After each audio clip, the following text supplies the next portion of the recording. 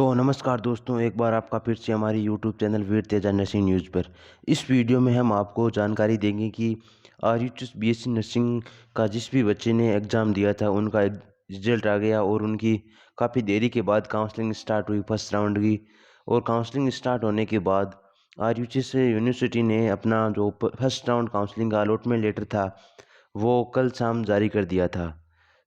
तो आरयूएच यूनिवर्सिटी ने अब रिपोर्टिंग की डेट 4 नवंबर 2024 से लेकर 12 नवंबर 2024 तक रखी है। इसके बीच आपको अपनी काउंसलिंग करवानी है। तो इस काउंसलिंग में आपको जब कॉलेज में रिपोर्टिंग करानी चाहिए तो आप अपनी वो चाहे आपको प्राइवेट कॉलेज मिले चाहे गवर्नमेंट कॉलेज मिले, तो आपके पास कौन कौन से ऐसे ज़रूरी डॉक्यूमेंट होने चाहिए जिनसे आप अपनी रिपोर्टिंग करवा सकते हैं। तो इस वीडियो में हम जानेंगे कि आरयूएच के जो वो ऑफिशियल डॉक्यूमेंट कौन कौन से है जो हमें रिपोर्टिंग के टाइम बहुत ज़रूरी होना हमारे पास ज़रूरी होने चाहिए, वरना हमारी रिपोर्टिंग कॉलेज में नहीं होगी। तो अब हम एक एक करके देखते हैं कि कौन कौन से डॉक्यूमेंट है जो हमें हमारे साथ लेके ज़रूर जाना है। तो सबसे पहले हम देखते हैं कि ऐसे लगभग हमारे 17 से 18 डॉक्यूमेंट होना चाहिए आपके पास अपने। तो आप अपनी काउंसलिंग या अपनी रिपोर्टिंग आराम से करवा सकते हैं, चाहे प्राइवेट कॉलेज हो चाहे गवर्नमेंट कॉलेज हो।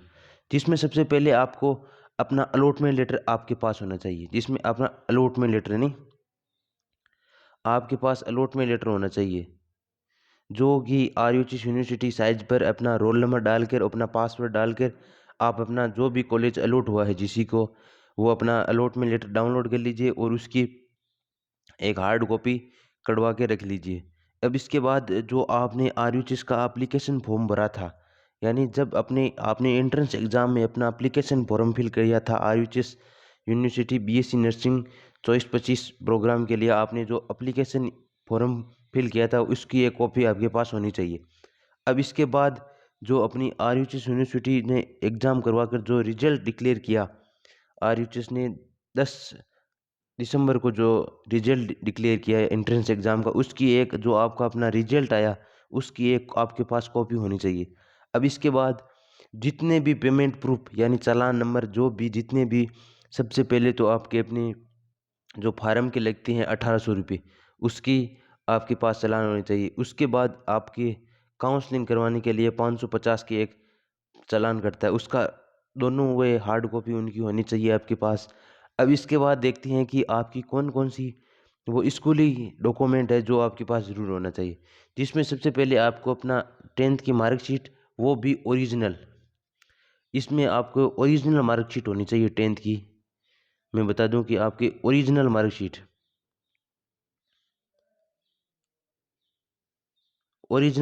होनी, जो अब मैं डॉक्यूमेंट बता रहा हूँ वो आपके पास ओरिजिनल होनी चाहिए।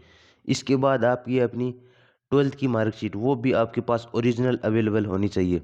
इसके बाद है अपनी माइग्रेशन सर्टिफिकेट, यानी इसे प्रव्रजन प्रमाण पत्र भी बोला जाता है, वो भी जिस भी आप कॉलेज या स्कूल से पास आउट हुए तो उनको, अगर आपने 3 साल की नॉर्मल बीएससी या बीएससी कर रखी है, अगर आपको कॉलेज वाला माइग्रेशन लगाना होगा। और अगर आपने केवल 12वीं कर रखी है तो आपको अपना 12वीं वाला माइग्रेशन लगाना होगा। अब इसके बाद आता है अपना ट्रांसफर सर्टिफिकेट यानी टीसी। जिस भी कॉलेज या स्कूल या अपने जिसने जहाँ से अपनी 12वीं कंप्लीट की थी उसकी यहाँ से पास आउट होने की टीसी आपके पास होनी चाहिए। इसके बाद है आधार कार्ड की कॉपी, जो अपना ओरिजिनल आधार कार्ड है जिसमें डेट ऑफ बर्थ अपने फॉर्म से मैच होती हो, वही आधार कार्ड की एक एक कॉपी आपके पास ज़रूर होनी चाहिए। अब इसके बाद है कि आपके पास मूल निवास होना चाहिए।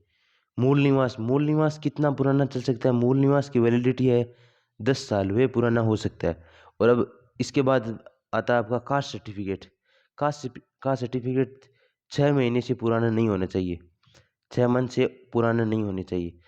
इसके बाद आता है अपना 500 रुपये का एक बॉन्ड सर्टिफिकेट होना चाहिए आपके पास। और अगर आपके 12th के बाद अगर गैप है तो 100 रुपये की स्टाम्प पर आपको एक गैप सर्टिफिकेट टाइप करवाना होगा। इसके बाद आपके आपके 10 पासपोर्ट साइज फ़ोटो होनी चाहिए जो खुद की होनी चाहिए। इसके बाद एक और है जो आपको 50-50 रुपये के एंटी रैगिंग बनाने हैं। एंटी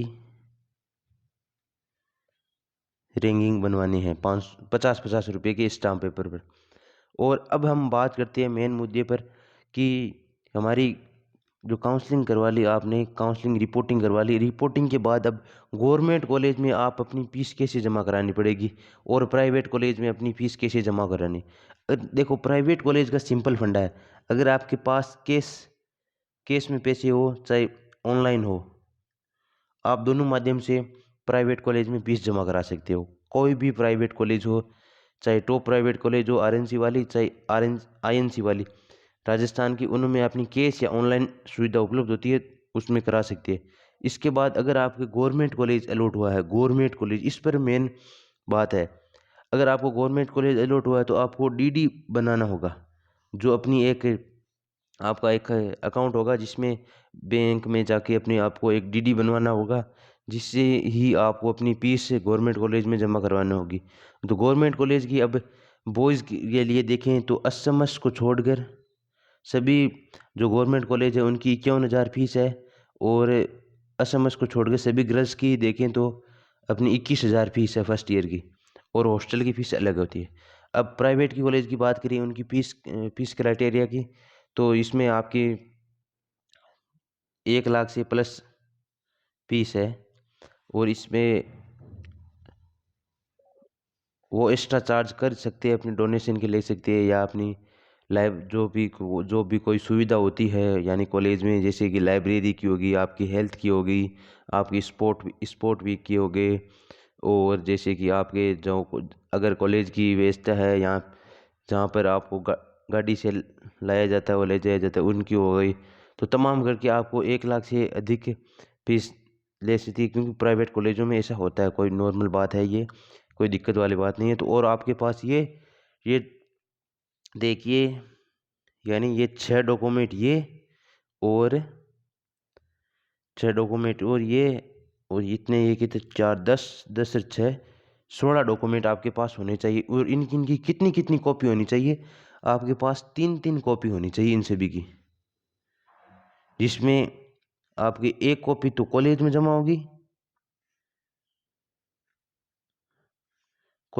होगी, और 2 कॉपी आप अपने पास रख लीजिए, कभी भी किसी भी वक्त ज़रूर काम पड़ सकता है, यानी अपने पास रख लीजिए। तो ये थी छोटी सी वीडियो, अगर आपको ये वीडियो अच्छा लगे तो दोस्तों के साथ शेयर करें। और डॉक्यूमेंट से रिलेटेड अगर आपको किसी भी प्रकार का फॉर्मेट चाहिए, बॉन्ड सर्टिफिकेट का, गैप सर्टिफिकेट का, एंटी रैगिंग का, एक मेन डॉक्यूमेंट रह गया, इसके बारे में हम बताएंगे कि आपका हेल्थ सर्टिफिकेट जो आपको प्राइवेट कॉलेज में लगभग मेरे हिसाब से तो सभी प्राइवेट कॉलेजों में गैप सर्टिफिकेट की, जो प्राइवेट में आपको गैप सर्टिफिकेट चाहिए लगभग तो ना के बराबर है, और आपको चाहिए भी सकता है। और अगर आपके गवर्नमेंट कॉलेज अलॉट हुआ है तो आप में 100% आपको हेल्थ सर्टिफिकेट बनवा के ले जाना है, 100% आपको बनवा के ले जाना है। अगर आप हेल्थ सर्टिफिकेट जैसे कि कहाँ से बने, अगर आप नागौर के हैं और अगर आपको जोधपुर की गवर्नमेंट कॉलेज अलॉट हुई है, तो आप वहाँ जाके एक दिन पहले जोधपुर की मेन जो गवर्नमेंट की, यानी एक बड़ी जो जिले की डिस्ट्रिक्ट लेवल की हॉस्पिटल होती है, उस पर अपना हेल्थ सर्टिफिकेट बनवा लीजिए।